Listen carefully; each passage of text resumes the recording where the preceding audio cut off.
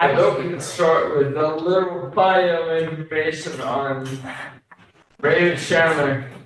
He was born in Chicago to a British mother and an alcoholic, very abusive father. So the first 7 years were really tumultuous for Raymond Chandler. And then he moved, his wife, or his mother rather, left America and went back to England with little Raymond Chandler to resume there and take him to school. He went to Dulwich College. I don't know where that is in England, and it wasn't until after he went into the First World War with the British. Oh, what? I didn't do that. Oh, did you just turn on the? Oh, I turned this on. That's all right. That's what it is. Anyway, he fought World War I under the British, and he was probably dealing with a lot of PTSD at the time. And then after the war, he were dealing with PTSD for the rest of his life. And after the war, he moved back to the United States. And had a lot of odd jobs for a while. And then really was doing well as an oil executive for a little while, but was drummed out for drinking. He really added an alcohol problem for all of his life. But he didn't start writing until later in his life, in his late 40s, 45, I think. And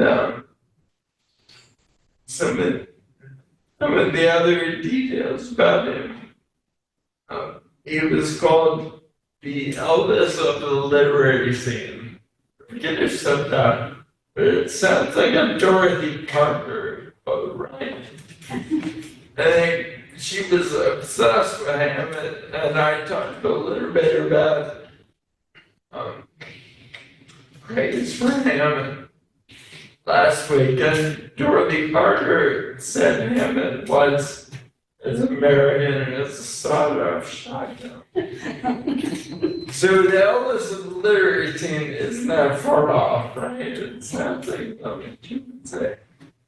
And the other thing that really surprised me about Raymond Chandler is that he is absolutely revered in England. I don't know if you saw that, but a lot of the sources that I've read about the book have been from English scholars. And even though he spent the majority of his life in America and wrote about LA as the setting of his novels, he is absolutely revered in England.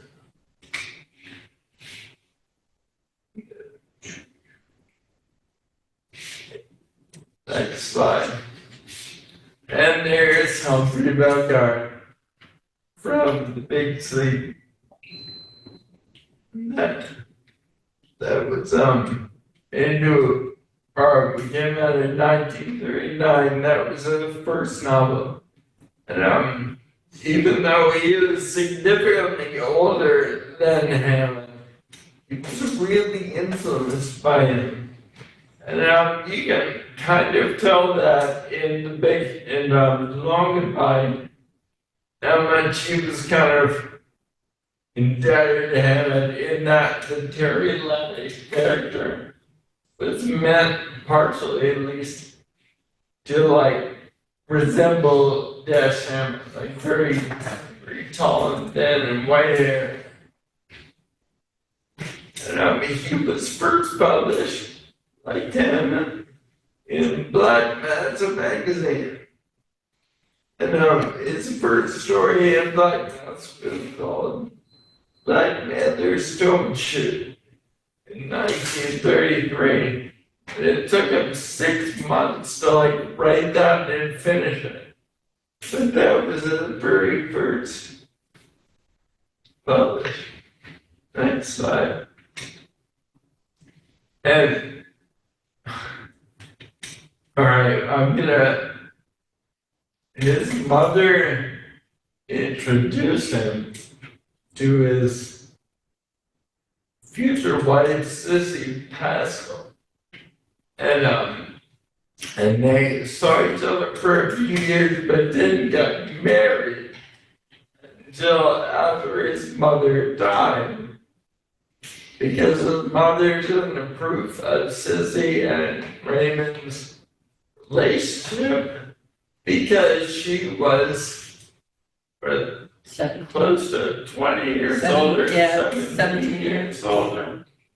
And so, in a way, she was a mother figure that kind of replaced the relationship with his mother, which was very close and very influential to Raymond because they had left the father figure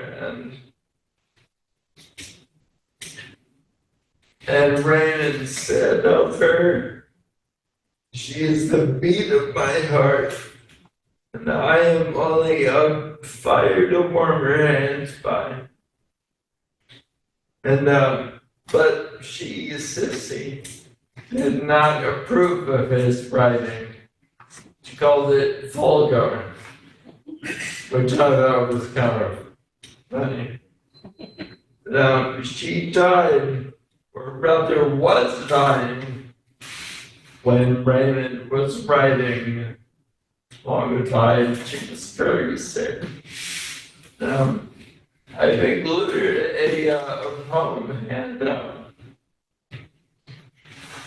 and he was a very ambitious writer and wrote poetry his entire life, but never sought to publish it because how can you be a poet if anywhere in the time of like T.S. Eliot? So all of this poetry is like kind of laughably bad. But this is beautiful. And someone found it in a shoebox earlier this year. And it kind of made a big splash. This was his last poem. It was dated from 1955. It's I think it's 2 or 3 years after Sissy died. But I couldn't find the text of it anywhere on the internet. I could only find that picture. So I have to like squint and write this. Peggy, you want to? Sure. Right there, Raymond Chandler, 1955. There is a moment after death when the face is beautiful, when the soft, tired eyes are closed and the pain is over, and the long, long innocence of love comes gently in for a moment more in quiet to hover. But there are always the letters. There is a moment after death, yet hardly a moment, when the bright clothes hang in the scented closet, and the lost dream fades, and slowly fades, when the silver bottles and the glass and the empty mirror, and 3 long hairs and a brush, and a folded kerchief, and a fresh-made bed, and the fresh plump pillows on which no head will lie, are all that is left of the long, wild dream. But there are always the letters. I hold them in my hand, tied with green ribbon, neatly and firmly tied by the soft fingers of love. The letters will not die. They will wait and wait for the stranger to come and read them. He will come slowly out of the mists of time and change. He will come slowly, diffidently down the years, he will cut the ribbon and spread the letters apart and carefully, carefully read them, page by page. And the long, long innocence of love will come softly in, like a butterfly through an open window in summer, for a moment more in quiet to hover. But the stranger will never know. The dream will be over. The stranger will be I.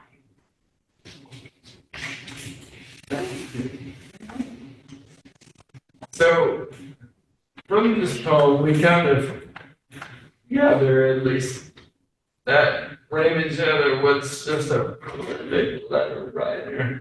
He burned all of his letters to city council or he died. And I have some quote later on from a letter that he, I'm not sure who he wrote it to. The next slide. And these are from two movies that he wrote the script for.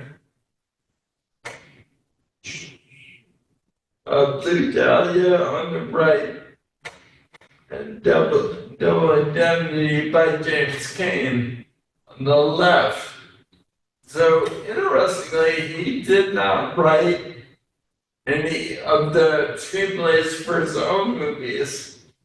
Is most famous for these two. And he wrote for something else. He wrote other people's novels, wrote screenplays for other people's novels. And during this time, when he was writing for Hollywood in the late 40s and early 50s, he famously worked with Hitchcock on the Strangers on a Train movie. But apparently he and Hitchcock did not get along at all. And he called John a bastard once to his face, and that was the end of that. Next slide. Chandler's last writing style that, I guess, I don't know if it even would have counted as a novel because he only finished 13 pages of it, and it was finished by Robert Parker. Have you read Robert Parker? I have not. It was made into a movie starring James Caan from The Godfather. He played Sonny in The Godfather. And in a weird way, that totally worked. James Caan probably did the best Marlowe of anyone that I've seen. And that was a made-for-TV movie. So I couldn't find anything more than clips on YouTube. But yeah, James Caan pulled out Marlowe even better than Elliot Gould. Well, I do. That movie is awful. You're not even like my last slide. I told Sam after I finished the book last night, it was early enough, I thought I'll check out one of the movies, and I found the Elliot Gould one. I forced myself 20 minutes. I couldn't take any more. It was so bad. I know. The first 15 is his cat. 10, 15 minutes. He's feeding his cat. Oh my God, Marlo, it's a cat. Come on. But the best part of that movie, I sat through it. I asked him. The best part of that movie is that young Arnold Schwarzenegger plays. I did see the clip for that. Yeah, he's one of the tough guys. That was saving grace in that movie, in my opinion. And in Poodle Springs, Marlowe is married to Linda Lauren. Yeah, and it's set in Arizona. Isn't that strange? next time. Which brings us to the long goodbye. Long goodbye. It's his sixth novel. I think he only wrote Farewell, My Lovely after a long goodbye. I think so. And the original title of Long Goodbye was Summer in Idle Valley. And it was in the third person. And there was no Marlowe. So he was very influenced by the way that Hammett wrote The Glass Key. He wanted to really break out of his own, take the style, and really wanted to break the mold with this book. He did, in my opinion, but that would have been a very, very different story. But no Marlowe and being the third person. Alright. Alright, and then this one.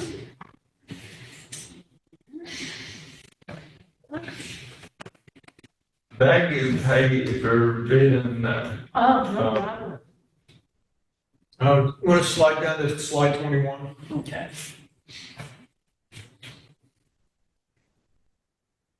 So, when Sam and I were first talking about this class, we wanted to do something about noir fiction.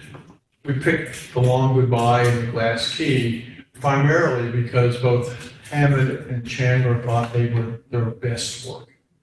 And we thought, wow, if they thought they were the best work, we should too. And it's very interesting, I think, because Hammett was the first one to break out of that black mask formula writing, where the gumshoe's got a big gun and his girlfriend's got big other things. So, and a lot of people say, well, he's the innovator. He's the one who tried to turn that formula writing into literature. And with a big help of H.L. Mencken and Smart Set, who encouraged good writing. But we can look at Chandler and say he kind of perfected it. He took what Hammett did and perfected it. And I know last week you guys were here, but it was interesting. The men and the women have very different opinions. The men kind of liked it, and the women really didn't. And it really is because it's a guy's story, isn't it? So, and the women are part of the story. In fact, the women are in both these stories, but they're almost decorative. And which Sam and I found really interesting because Hammett wrote The Thin Man about Lillian Hellman. And he lived with her for the last 30 years of his life. Chandler was so besotted with Sissy that he crawled into a bottle and pretty much ended his life after she died. And that's a big drinking error, but he had alcoholism problems all his life that ended it. So there's a lot of interesting parallels between them. But I think what sets Chandler apart is his amazing metaphors in his dialogue. And I was just showing Peggy here, this is my list of really great parts that's in that book. There must be 80 of them. So, but here are my favorites. I think this is really interesting. This is how the Long Goodbye opens up, right? First time I laid eyes on Terry Lennox, he was drunk in a Rolls-Royce Silver Wraith outside the terrace of the dancers. You could tell by his eyes that he was plastered to the hairline, but otherwise he looked like any other nice young guy in a dinner jacket who had been spending too much money in a joint that existed for that purpose and for no other. There's a theory in novel writing that says the first 100 words of any story are more important than all the words that follow. Because if it doesn't catch you right from the start, you won't read the book. Right? How many people, I don't know, I do this all the time. If I get to about page 10 and I'm pretty bored, that book's gone. So you've got to catch the person.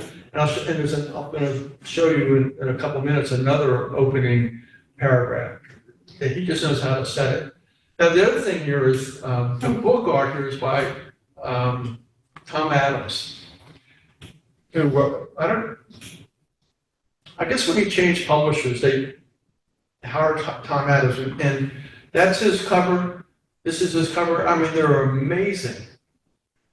The detail in there, and it actually has something to do with the book. Which doesn't always happen. But then if you look at these quotes, the girl gave him a look which ought to have struck at least 4 inches out of his back. That's on the first page of the book novel, right?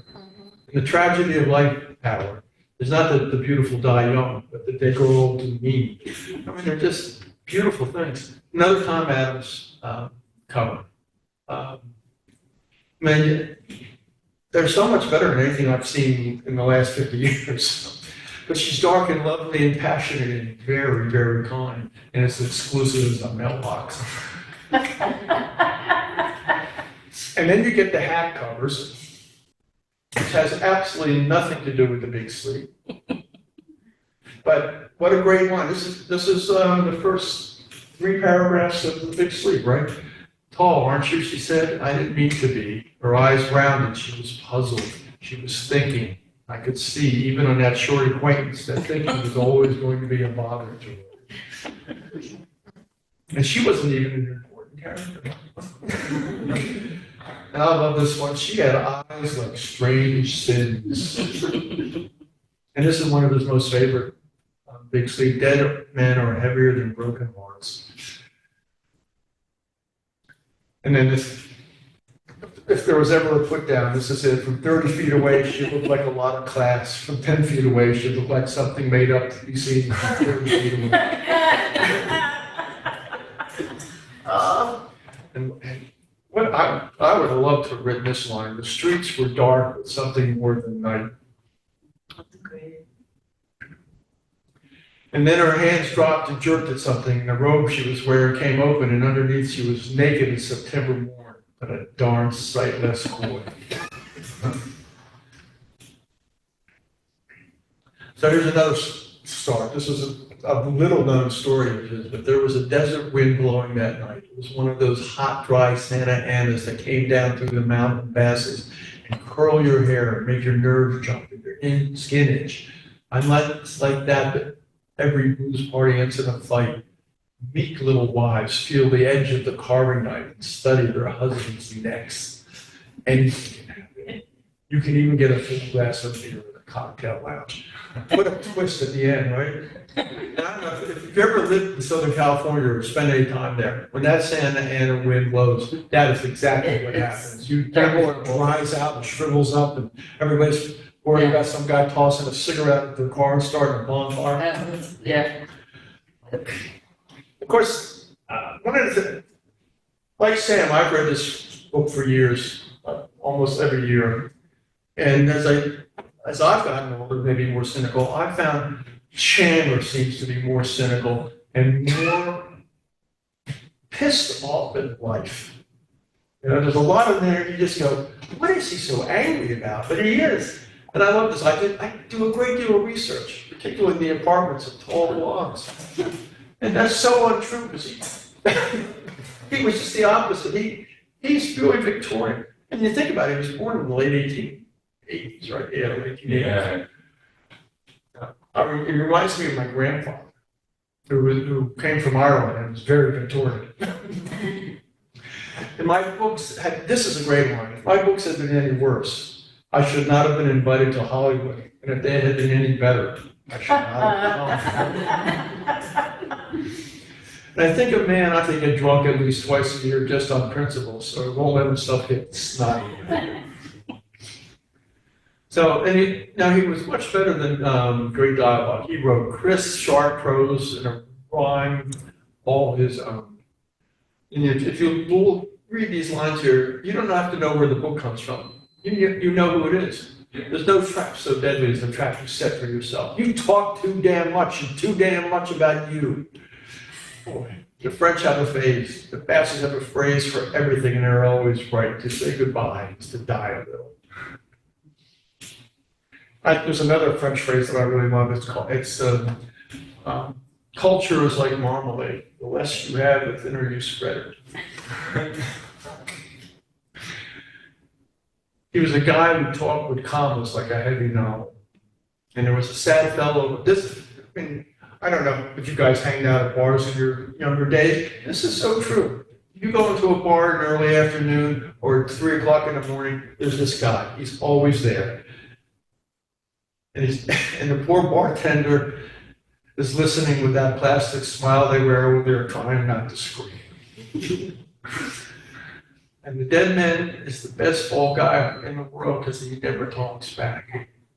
I like it. You're not big, you're just loud.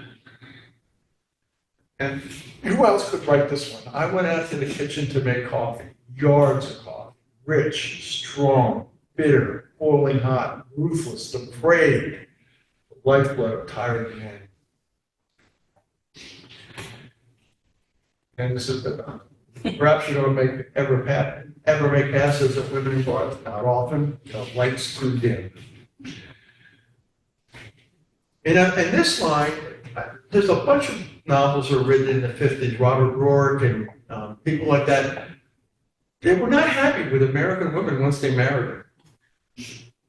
They're all happy with them as a single women, but they're all writing about it. Is that limited to American?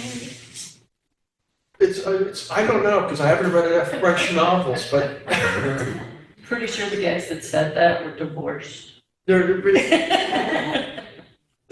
Robert Rourke wrote The Honey Badger. The whole book is about what American women do.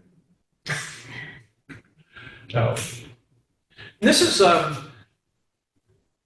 sort of self-owning of Marlowe, because he's talking about Terry Lennox here. You had standards and you lived up to them, but they were personal. They had no relationship to any kind of ethics or scruples. But if you think about both books that we're talking about here, Sam Spade and Marlowe had these strong, personal, moral codes. But nobody else might have seen them that way. They were true to themselves, but they weren't necessarily moral, were they? They were happy to mix it up, tell a few lies, crack a few heads.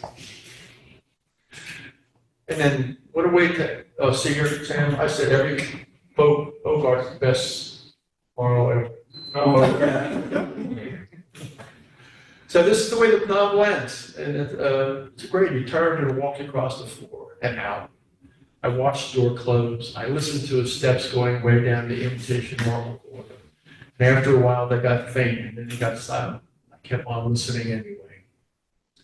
So I know it's terrible to read your slides, but I could not do it better than Chandler. So I felt I needed to read his quotes. Right, let's jump into the fun. What I wanted to point out first is that what do we know in the first few chapters? We know it's in the first person, and I would argue that I forget where it is exactly, but he says in the first few chapters, if I had not been so attached to Terry, some people may be alive now. So Marlowe knows the ending of the story. He's not writing it in the moment. It's not in real time. He knows what's going on. He's scribbling out the fact, little by little.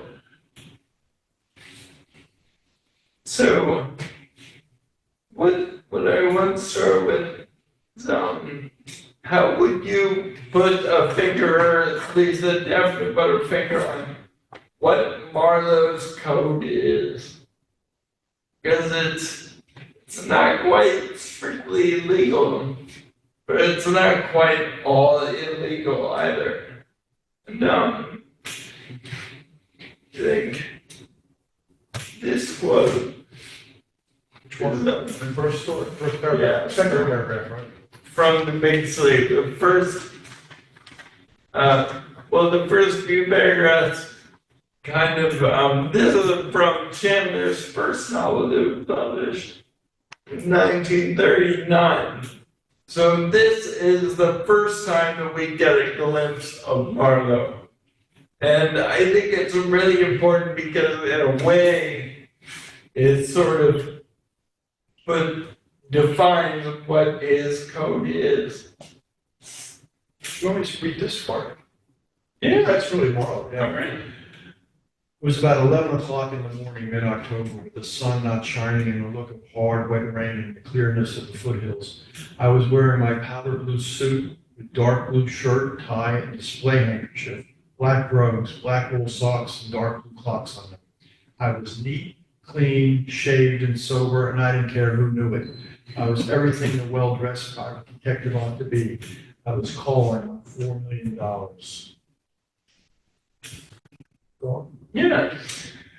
The main hallway of the Sternway place was 2 stories high. Over the entrance doors, which would have let in a troop of Indian elephants, there was a broad stained glass panel showing a knight in armor, dark armor, rescuing a lady who was tied to a tree and didn't have any clothes on, but some very long and convenient hair.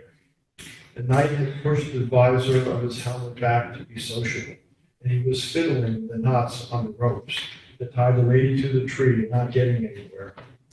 I stood there and thought that if I lived in the house, I would sooner or later have to climb up there and help him. It didn't seem to be really fun. So there's something like chivalry involved in Marlowe's thinking. One more. He sees himself not quite as a white knight, more of a gray knight. Yes. Yeah. Okay, this is one of the most famous passages that. And it was in a letter that he wrote to someone. I couldn't find who. It was from his correspondences. And this. I thought this was in the Art of Arts. No. Okay. It was surprised, but no. Down these mean street a man must go who is not himself mean, who is neither tarnished nor afraid. A detective in this kind of story must be such a man. He is the hero, he is everything. He must be a complete man and a common man, and yet an unusual man. He must be, to use a rather weathered phrase, a man of honor, by instinct, by inevitability, without thought of it, and certainly without saying it. That's sort of the classic 40s strong, silent man, isn't it? That's High Noon. All those westerns where they met at High. Oh, yeah, like Gary Cooper. Gary Cooper. That's what I couldn't thanks him. He must be the best man in the world and good enough man for any world. I do not care much about his private life. He is neither a eunuch nor a satyr. I think he might seduce a duchess, and I'm quite sure he would not spoil a virgin. If he is a man of honor, and one thing he is that in all things. He is a relatively poor man, or he would not be a detective at all. He is a common man, or he would not go among common people. He has a sense of character, or he would not know his job. He will take no man's money dishonestly and no man's insolence without a due and dispassionate revenge. He is a lonely man, and his pride is that you treat him as a proud man and be very sorry you ever saw him. So that's in this article. Oh, then yes.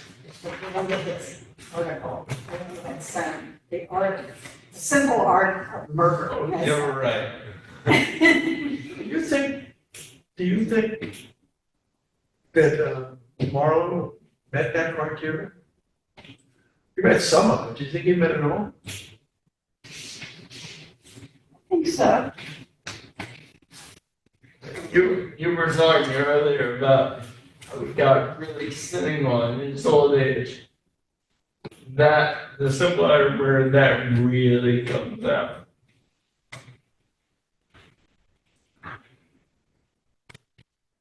For me, he's not that alone. Because he's willing to do whatever it takes make the deal, right? And to me, again, it's his code, he's absolutely committed to his code, but his code has some questions in it to me. But go on. Why? No, how so?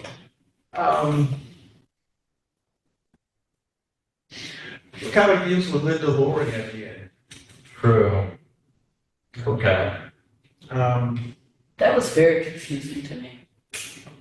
That was confusing to me. Yeah, it's like, Like, that just came out of left field. Like, wait, what? All one of a of sudden the there was, richest women in the world just shows up at his door. yeah, and he was so presumptuous, and it's like they barely looked at each other. It was very, that was very strange to me. I felt like somebody else stepped in and ended the book with that scene. It just, I don't know. His relationship to money is so odd. Mm-hmm. Yeah. Won't take it. Won't take it. He does not accept the $500 that, $5,000? and the Yeah. $5,000.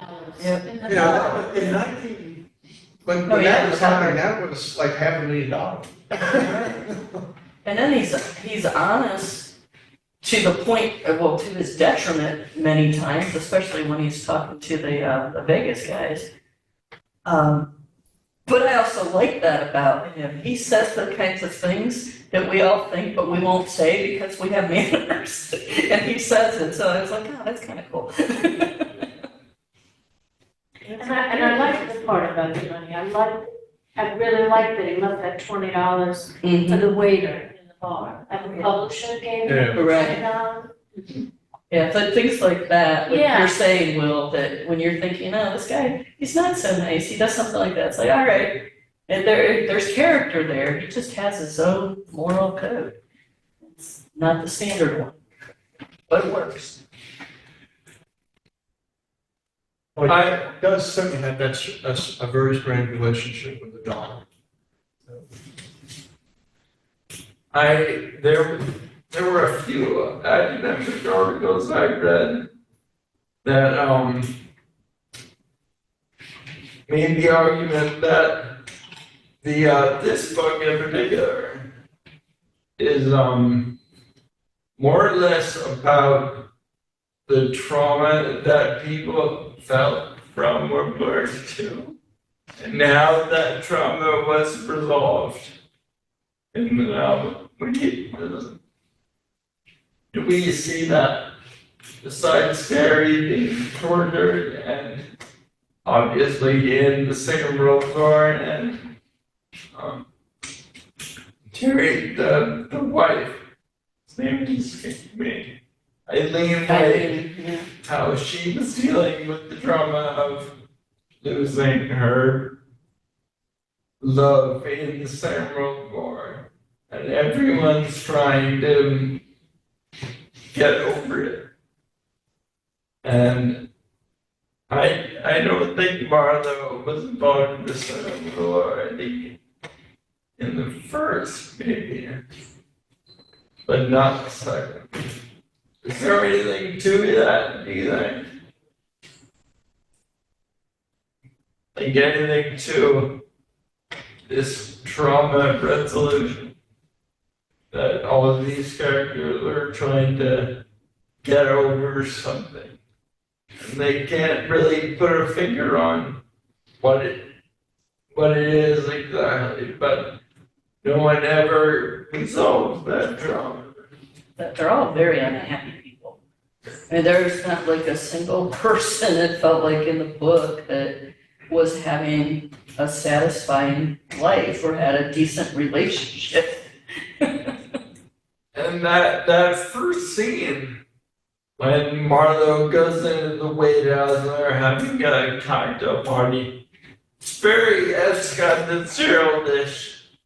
You know, everyone looks like they're having a good time, but no, there's a lot there about like the poverty, the moral poverty of the wealthy. That's a big theme in this book. So this is Chandler's longest book by a long shot. To me, I think it's almost a book within a book. I don't know, I'd like to hear what you have to say about this, but it's about the long goodbye, and the long goodbye is to Terry Leonard. And you see him in the beginning, he's introduced to you, he sets the scene, they have their gimlets, and you see him at the end, and now he's in Mexico. But the whole middle of the book is about waiting, and about a guy who can't write because he's drunk all the time, much like Chandler was during the time he was writing this. And I wonder when I read this book now for 45 times, did he start writing about himself and then needed to put it in a story? Because to me, it's almost a separate book in the middle here. But, he ties it in nicely. He ties it in, with Terry and, her name now, who's the frigid blonde, Wade's wife. I think, wait. Yeah, so, that's tied. But finding him in the dry out tank, chasing him down constantly, and if you read about Chandler, he is struggling to write because he's drunk all the time. And it's almost like he's writing. Morning. I'm sorry? Morning. Why is it dying? Well, he started writing this before she died. Yeah. But she was sick, wasn't she? Yeah. But So he's dealing with that. I thought the middle of the book was the book, and then he put Planet on both ends. So I'm interested in anybody else saw that. I agree. I actually kind of started forgetting about Terry, even though everybody kept mentioning him. You're so caught up with the other characters and what's going on. He started seeming less important. He was just the trigger that got all this other stuff going. So Yeah. kind of, you're not really thinking about him. And I told Sam when we got here today, I said at first I was thinking that he was going to pop up that there was something else, he wasn't really dead. And then I kind of forgot about it because I got caught up in the other thing. So then in the end, when it came back around, I was like, oh, okay.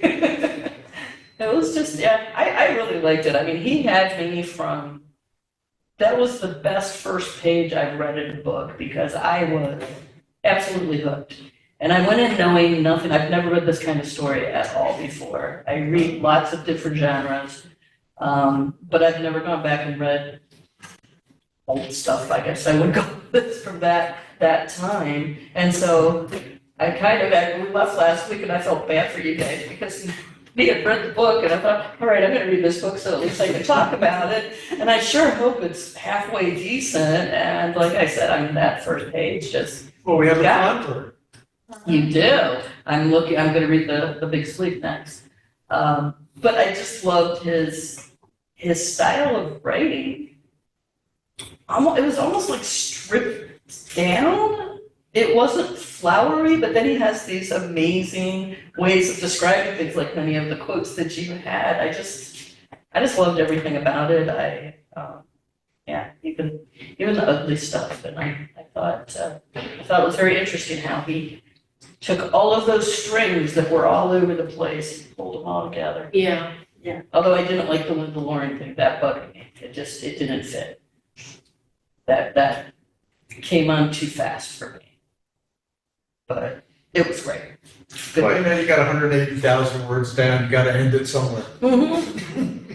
But it's interesting what you said. You forgot about Terry. Mm-hmm. Well, at the end he comes back, but he's not important. He's dismissed. Mm-hmm. You were in my life, but you're not in it anymore. Right. So, Was but I think you're absolutely right. His writing is so crisp, so to the point. It's not flowery, but there's no extra it becomes, words. as a whole, it becomes descriptive, doesn't it? It is. It's that rhythm and it's almost poetic, Yeah. but not like any kind of poetry that you've ever read. Yeah. And it's just every single word is important. There aren't any extras. And I like that. No, it is. I think most authors you can skip whole section, right? It's really hard to skip anything that he's written.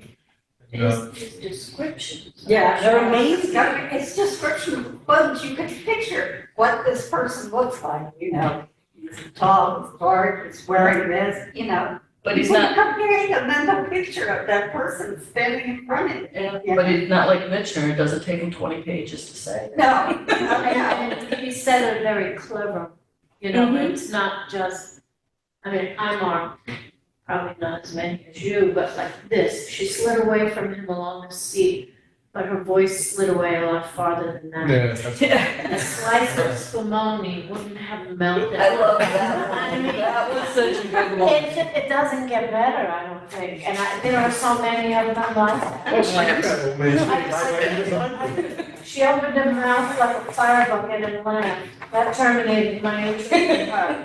I couldn't hear the laugh, but the hole in her face when she unzipped her teeth was all I needed. It's You know that person, you know that person, you've met them. But to put it that way, it's a gift, I think. It is, it is. There are many, many, many of those, which is why you would never, I told you, I was starting to reread it, and I thought, well, I'll breeze through it. No, you can't, No, you because wouldn't. there are too many jewels here, you know, it's. Yeah, I need to buy it now. I got it on Kindle just so I could get it quick, so I could download it right away. And so I wanted to like underline things and. Yeah. I can underline Kindle.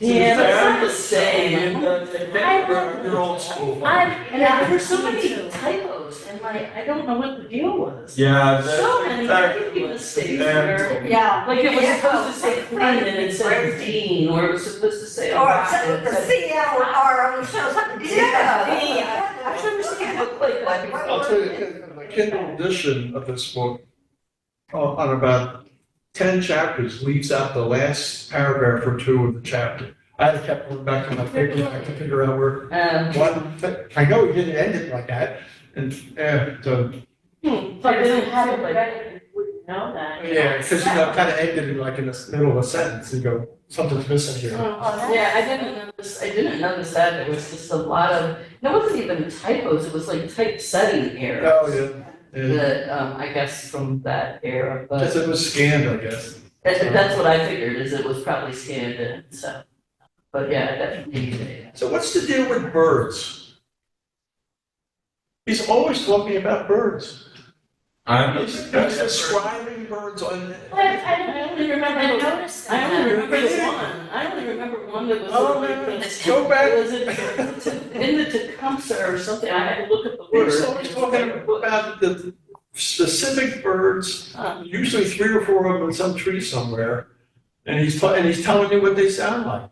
Isn't it all? But I find that very interesting I kind of because, vaguely remember some of that, but it wasn't important to the Well- story, I guess. I really don't remember it. well, I found it interesting because Chandler's heir, Ross McDonald, in his Lou Archer's detective stories, that every scene has a bird. Bird, maybe he's a birder. I think he must have been, what bird watchers called? Birders, Birders. yeah. Must have been a bird. Yeah. I find that more than him having a cat. I'm not kidding, that was the I worst. can see the further, but yeah, that movie, I know the English are nuts about birds, so my wife, right now, because we have a killdeer who made a nest in the middle of our driveway, Of course, because that's Has- where they all. created all Right. these barriers around it. Yeah. I'll send my cats over because I found a dead European starling in my yard this morning that my cat probably, I look out and he's flipping this thing up and what the? And he got a bird, yeah. He lost his collar yesterday, so no bill. Well, ladies, Anyway, sorry. we know who likes the book. What did you think? I'll be honest, I didn't reread it, it's been a long time. I think it's amazing how he instantly takes you to his work. and the descriptions such that you describe, as you say, what he's wearing, da, da, da. But they're only the descriptions that tell you who he is. They're not descriptions, nothing superfluous. But he brings out every characteristic he wants to in his description. So you know the person. Or you want to get inside and find out. And it's not always a place that you would have personal experience with. Some of those main streets, you don't know anything about, and some of those multi-millionaire, you don't know those people. But he brings you right into their lives, don't you? Yeah. Doesn't like rich people. I think that's the way he pulls you into his world. Kathy, what do you think? I liked it, it just made you wonder about all these characters and, I thought, I hadn't realized he was such a heavy drinker, but you can tell by the way he describes the way he is feeling. That, Yeah. He goes through all these things about, what he must be feeling like at a certain time, or what he felt at a certain time, and obviously it came from his experience.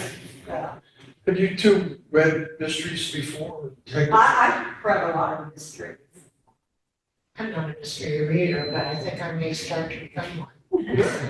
Two converts. Oh, no, I don't read mysteries, I've never read Chandler. anything, like any detective noir, any of the hard-boiled stuff, I like.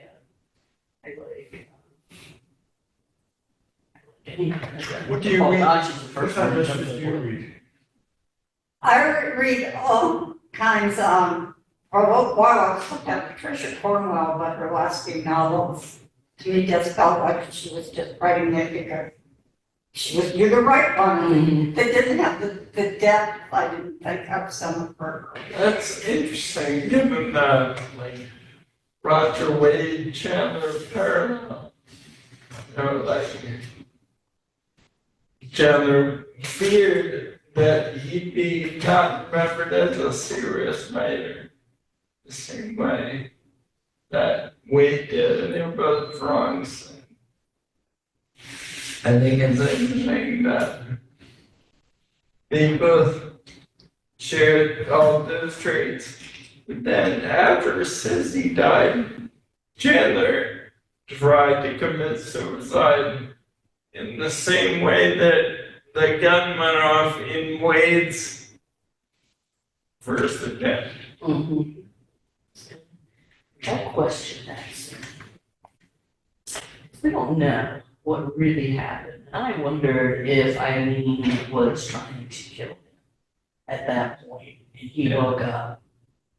Because we weren't in the room with them, we don't know, we only know what she said happened. And so I kind of felt like that was her first attempt. Yeah. And he woke up, he jerked whatever, and the gun went off, and then she told him what he did. He was blacked out enough, anything he remembered, he wouldn't know, yeah, so. Why didn't she just divorce the guy? 1950s, I understand, that was hard to do, but rich people never divorced in 1950. Yeah, that's what I didn't understand. Well, she insisted she loved him. She loved him so much, it's a true love. But they Maybe I slept, didn't like him. but they slept in separate bedrooms. But I love him. That's how I felt, I didn't like him. What'd you say? They slept in separate bedrooms. But that was pretty common in that era. Only in movies where you gotta have twin beds. Why was that common? I don't know, my grandparents and just, I know I had friends whose parents slept in separate beds, just like it was on TV, so I've always thought that was the way it was. That was more of a TV thing. They're in their 30s. Oh, I'm not saying they both slept in those beds, I'm saying those beds would be there. I never read a detective story that there was something this absolutely improbable in it. The writer didn't know how to solve that problem, so they just ignored it. that was one of the ones that bothered me. Why did she have to kill him? She got rid of her rival. That made That more was sense. enough. Yeah, that made more sense. So, Well, I think she killed him because she thought he was beginning to suspect that she was the one. She didn't want That's to be true, named that's true, that was as, yeah.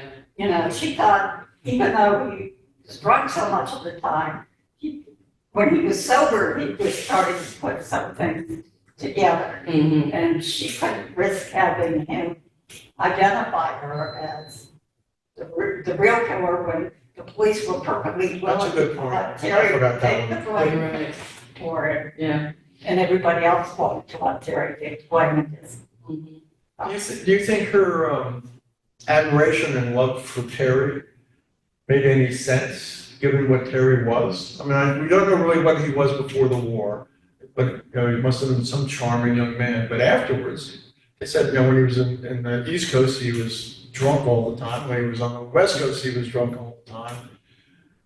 Why was she carrying the torch? I think sometimes it's hard to give up your first love and you don't want to recognize problems or, you know. Yeah, that's how I took it, was that she was just remembering how it was, and even though it wasn't like that anymore, that's still what she held in her heart. head, Yeah, in her head, yeah. Yeah, and perhaps somebody who was drinking, you know, she was married to, Wade who was drinking, so Terry was drinking. You know, Right. What's the difference between the two of them? The whole rose-colored glasses things. I look back at my first love. Had I married him, there would have been a murder or worse one to do. But I was in love. So I like this quote. They say that lust makes a man old, keeps a woman young. Does that explain? Eileen? Lust makes a man old. And keeps a young woman young. Not sure I understand or agree with that. Yeah, I'm not sure I agree. Yeah, well, with the next sentence is, they say a lot of nonsense. That's, It's like, lust kind of makes everybody stay young, doesn't it? yeah, I mean, Makes you feel like you're young. makes you fool yourself.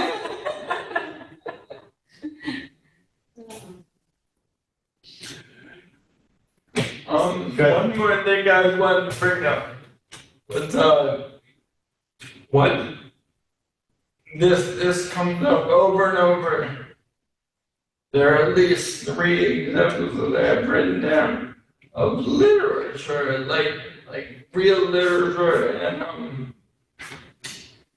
it's kind of a symbol of something that is unattainable. Like Wade's kind of admiration of Fitzgerald, and Marlowe saying that T.S. Eliot's love song of J. Albert Prufrock is bloody nonsense or something. Do you have the quotes?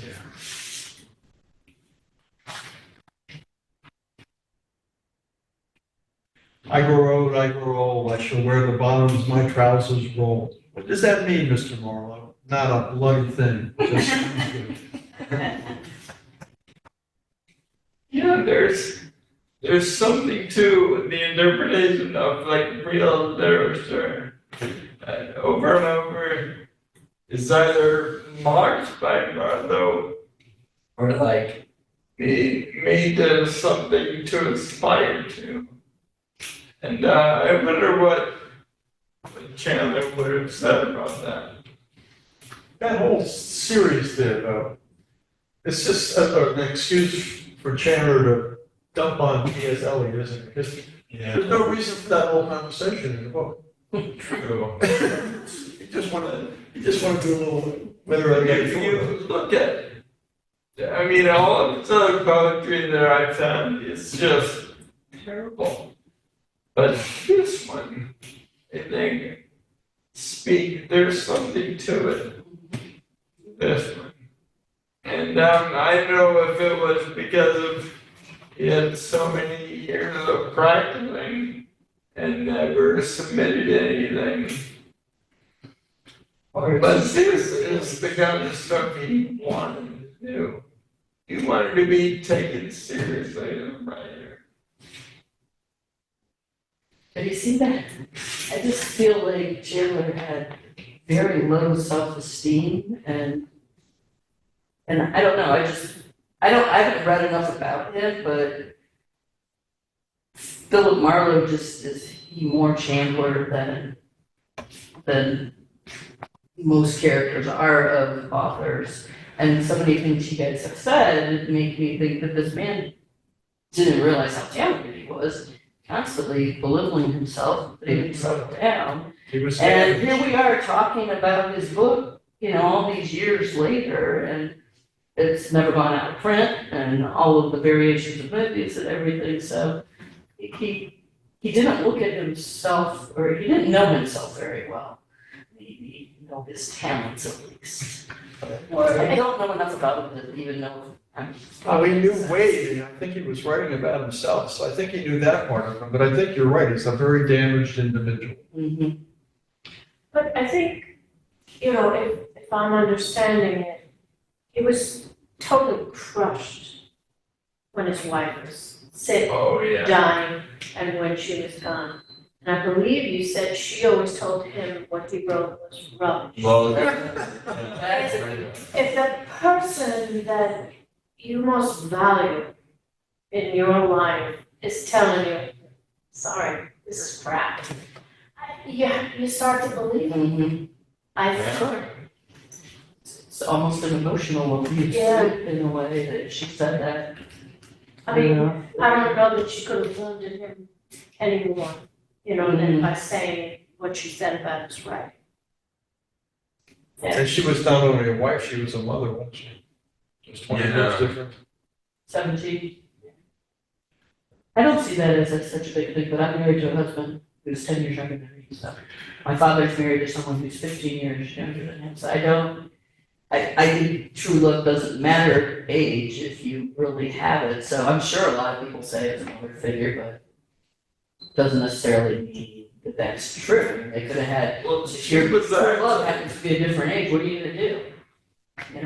They met Chandler's mother and they were living together. And Chandler first met her and fell in love. And Chandler's mother disapproved of their relationship because of the age difference. Right, well. So not only is he dealing with his wife's disapproval of his writing, but they only came out as a couple after the mother died, and the mother disapproved of that union.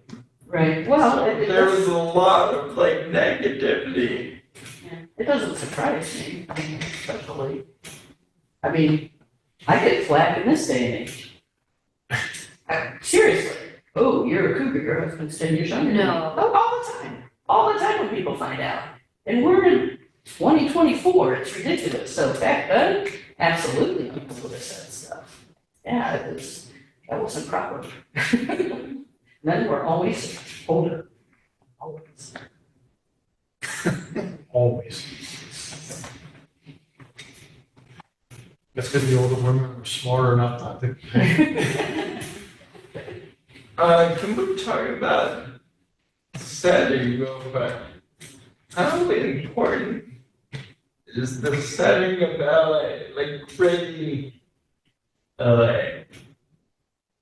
How, yeah, it just seems like there's something to 20th century LA being a real dismal, dirty place. But if you look at novels from earlier, in the 19th century, the West in the United States is new, it's upcoming, it's the promised land. But then when you get there later on in the 20th century, the way he's writing about it, the new West represents, like, I think Martha Chandler Brother wrote this. It represents the tension between cherished hopes and the disappointments of reality. So it's in the 19th century, it was the Golden West. In the 20th century, it's the urban, corrupted city.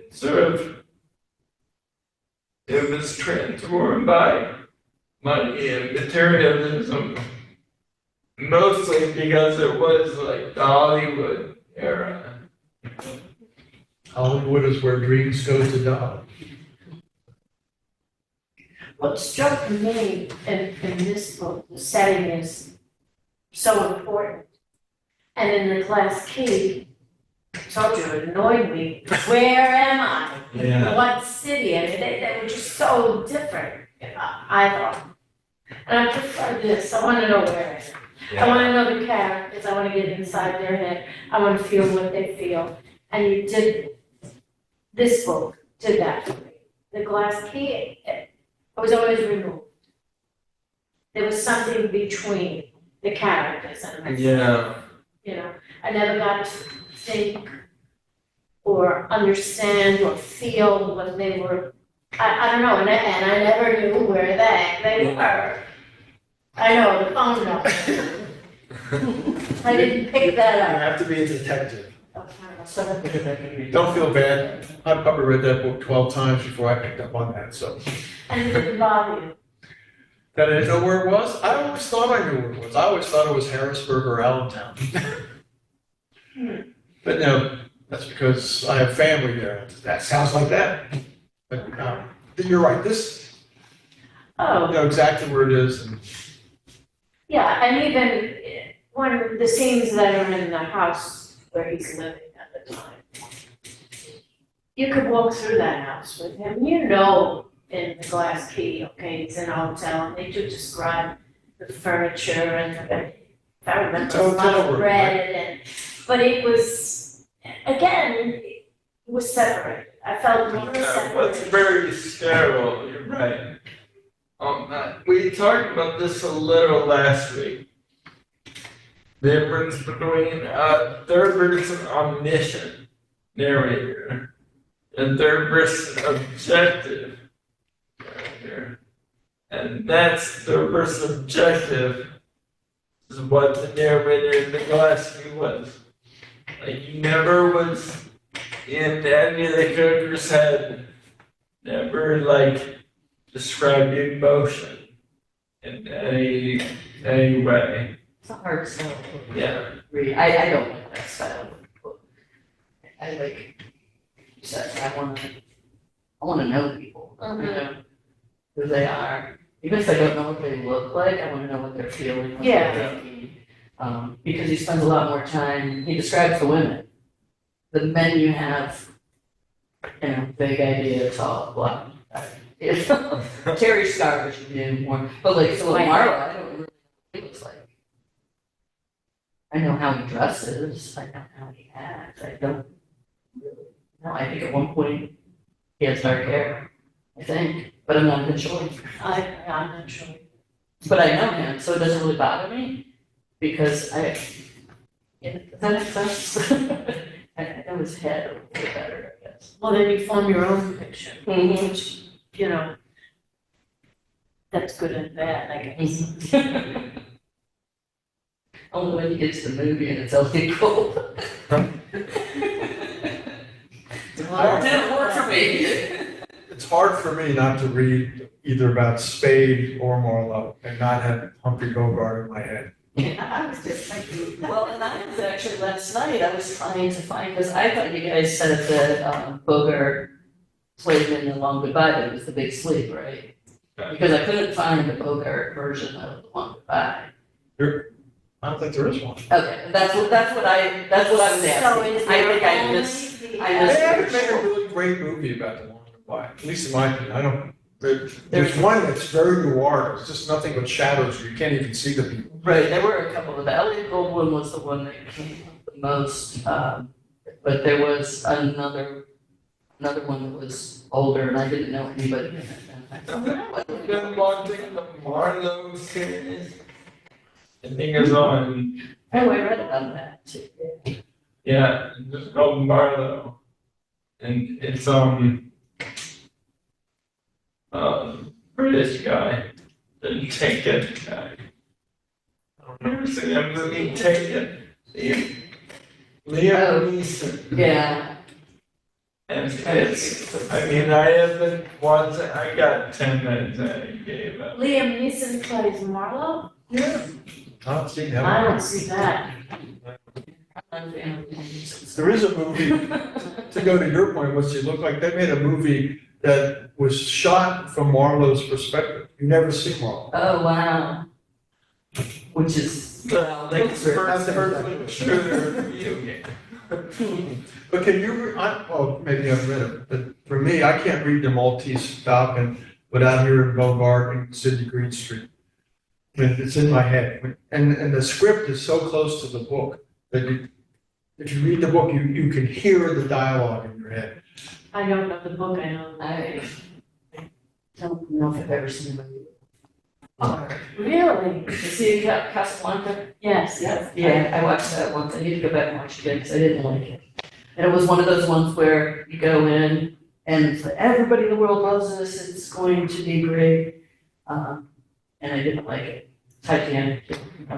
So, and I think part of it is you hear, so my expectations were there's no way anybody can attain them, but I was young, so I need to go back and watch it. So, well, seriously, because when you're, you're in your teens or your early 20s, your view of the world is very different than when you're decades Yes, after that. because you know And it all I- then. Yeah. This age, you know nothing. Right, and I think I think I just was expecting more action, and I don't know, I need to go back. Oh, yeah, go back.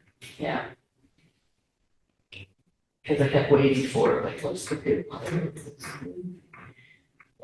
No, I don't guilty saying it because it's supposed to be a masterpiece. Right? Well, we beat this to death if you have some more. I'm good. I have a little bit more about modern kind of the poverty of people that are extremely wealthy and the poverty of their morality that we have talked about. But he has a great quote about it. He says you can't have quality and mass production. Can't have both. And that's quote that is very reminiscent of Walter Benjamin. Maybe he's who's the guy that you turned me on to Elliot because I'm Eli. He's like, yeah. On Native Brown. No, Dave Brown, yeah, that Walter Benjamin was like the generation before him. There was kind of like the really Christian voice of like early modernism. But I'm done. All right. We do one last quote, and it's near the end of the book. But Marlo says, "Goodbye, Linda. I hope you find what you want." "Goodbye," she said coldly. "I always find what I want, but when I find it, I don't want it anymore." And you know, that's over 70 years ago, and it just seems to speak to our consumer culture today. I mean, I cannot believe that the landscape between the Bay Bridge and Ocean City is filled with storage facilities for shit people can't fit in their house. Because we all have too much stuff. We all want things, but when we get them, we don't want them anymore. We tire very easily. But I thought that line she described herself so well, Oh, yeah. because that's She did. who she was throughout. We need a Netflix or Prime to do one of their, like, 8-episode movies to really do it yeah. justice. And they're doing that, movies that Wow. didn't make it as movies, but when you have a little more time, you can really. I'm watching Sympathizer on HBO right now. I've read the book. Fantastic. I don't know that book. And they did a really good job on Robert De Niro. I think of the guy who's Iron Man. Oh, Robert Downey Jr. Robert Downey Jr. So that, and he does a really good job. Oh, okay, I didn't know what movie you're talking about. That's funny, that wasn't the title I had in my head. I saw that. They ended up, I think the first, doing it season, but they're like dropping 8 episodes in. Yeah, they're really, really good. Okay.